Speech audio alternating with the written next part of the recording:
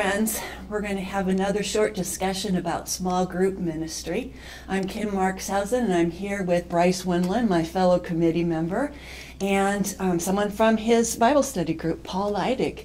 And we're here to talk about how being a part of a small group ministry can also help your faith, and it can help you to learn more about your relationship with God.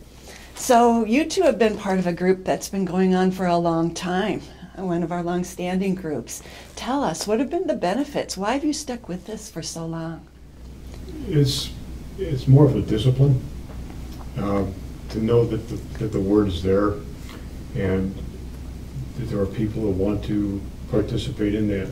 Hopefully they would see this as not so much as an example, but as an opportunity to be able to study, and to study with a group of men who are passionate about their love for the Lord and for Scripture. Yeah, that communal passion is important, isn't it? Yeah. Yeah, and one of the things that I've really noticed too, Paul, and you might agree with this or not, but one of the things that I've really noticed is a lot of times going to Bible study, it's not about me, but maybe I need to be there for you, and you need to be there for me, and that's what I've really found empowering, really, is that it's not so much that I need to be there for me. I do need to be there for me, but also I need to be there for you, and that relationships that we build there, so we can support each other and help each other out. Yeah, there's a great verse in Hebrews, right about the place where they're talking about running the race, but it says, with a cloud of witnesses. Mm-hmm. And I've always loved that metaphor, that idea that we can surround each other and be there for each other. So give me some examples. How does that work? I think to go on with what Bryce said is that those who come on a regular basis, those who've come and those who have gone, we're hoping that through these studies that they're able to take this on themselves. Not everybody's got a schedule, that they can do this. And it's probably one of the reasons why we're as few as we are, because we're so early in the morning to get our day jump started and then get us on to where we need to be. But hopefully it would be an opportunity for someone to take that idea that there are those individuals who are interested in doing that, mm-hmm. that they would find a time of day or a time or a certain day of the week when they would want to do that. Yeah. And we used to, remember when I first joined the group, we used to meet on Tuesdays. Mm-hmm. And then I had a conflict at work where one of my meetings got moved to Tuesday morning, and so I came to the group and said, hey, I'm sorry, I can't attend anymore on Tuesdays. And everybody in the group, without a doubt, said what day would work, right? So we picked Monday morning, and at first it's like, ugh, Monday morning. Who wants to do a 6:30 Monday morning study? But looking back on it, it was a great way to start the week, and to your point, if we don't do that, it's kind of like our week is out of kilter, because we don't have that anchor of that Monday morning for us to start the week off in fellowship and in study. Good point. Good point. Yeah, I love how you talk about this, because it's not about your own personal discipline to be there on Monday morning. It's really that urging that the Spirit gives you, mm-hmm. and then you feel it when you're not there.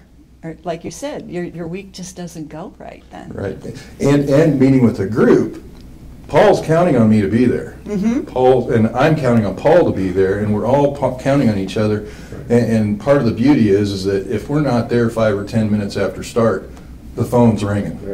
Right? Where are you at? Are you okay?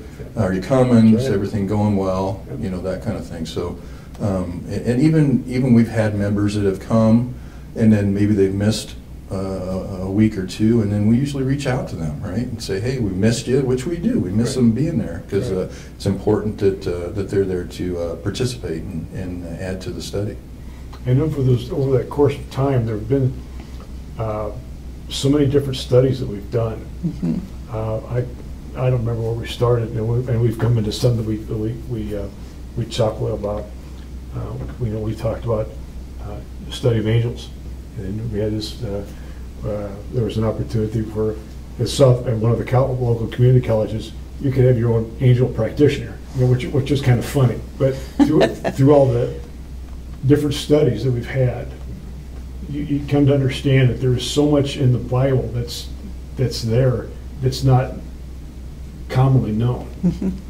But you have to want to get into it, and over this period of time, we've come into a lot of it, and there's a lot more yet to be learned. So it's an opportunity if you have that desire. Yeah. You can certainly do that.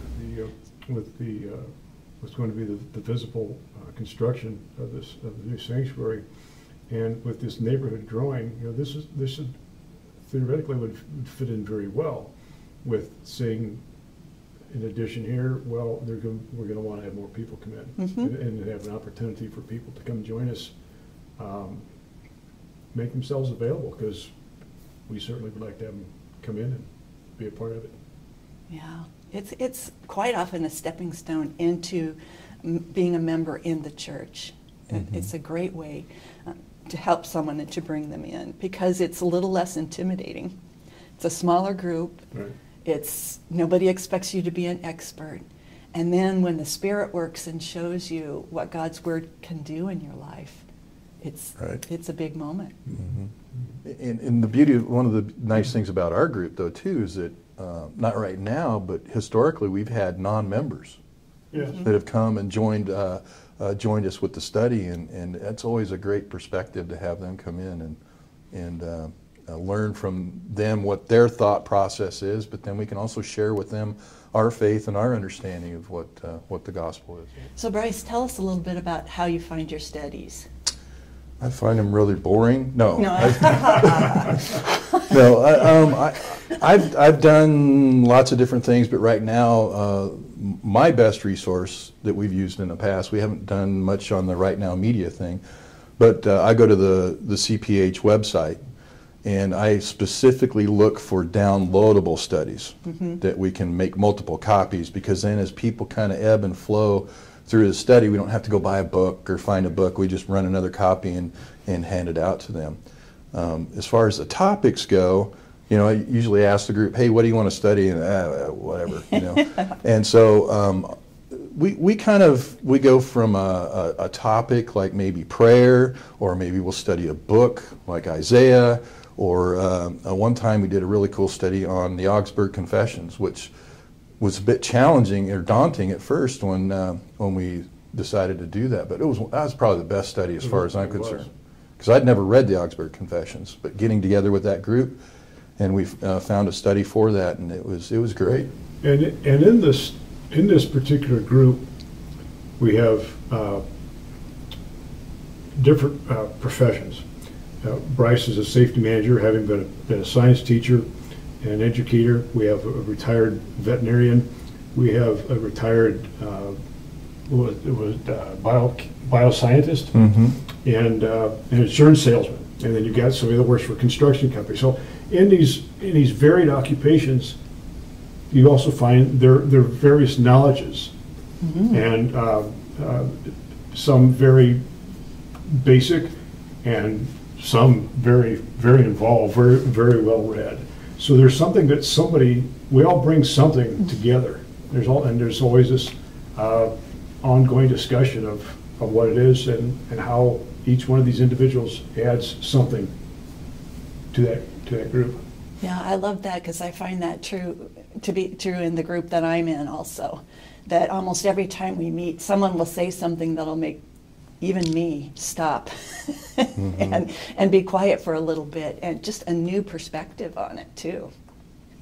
You talk about the various groups. Now, obviously, we're a group of men, and I don't know if there are ladies' Bible studies, but they would have to be, I would think, even be more important, simply because there's so much responsibility that's put on them on a given basis, on any given day.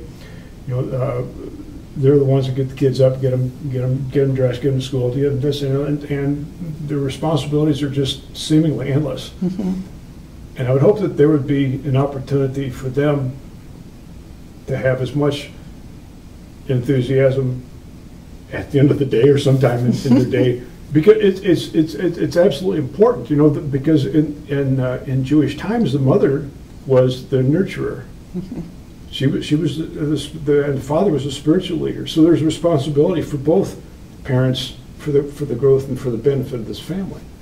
And you just don't see where ladies are having this closeness. This obviously not at 6:30 in the morning, but hopefully there would be an opportunity for them to be inspired to do that.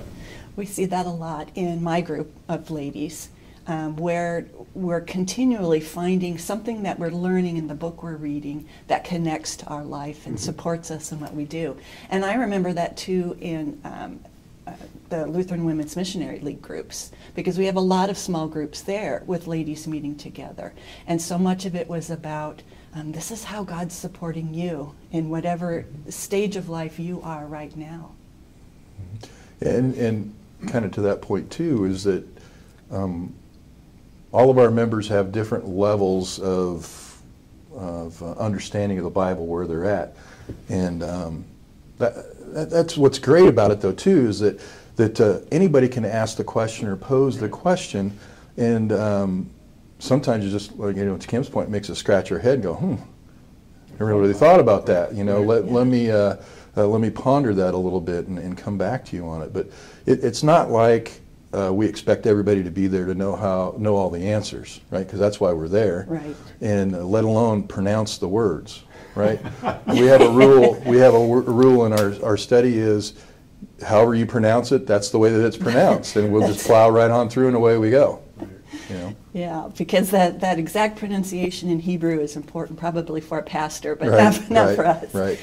I think that's a really good point that you have, because we don't have to be Olympic swimmers to enjoy swimming. Right. We don't have to be marathon runners to enjoy taking a walk every day. And so that's the level that we're at when we meet. We need to come on Sunday morning to hear from that expert. Right. And to receive the sacraments. But it's also important for us as learners to talk about it with each other at a different level and in a different context. Yeah. Well, I want to thank the two of you for your insights. And I'd like to encourage all of you listening to this to start to think about what kind of small group would work for you. Would it be 6:30 in the morning on a Monday morning? Or would it be 7 o'clock on a Sunday evening? Would it be a men's only, a women's only group, a couples group? There's just so many opportunities. And we hope you come on Sunday, the last Sunday in January, to pick a group that works for you.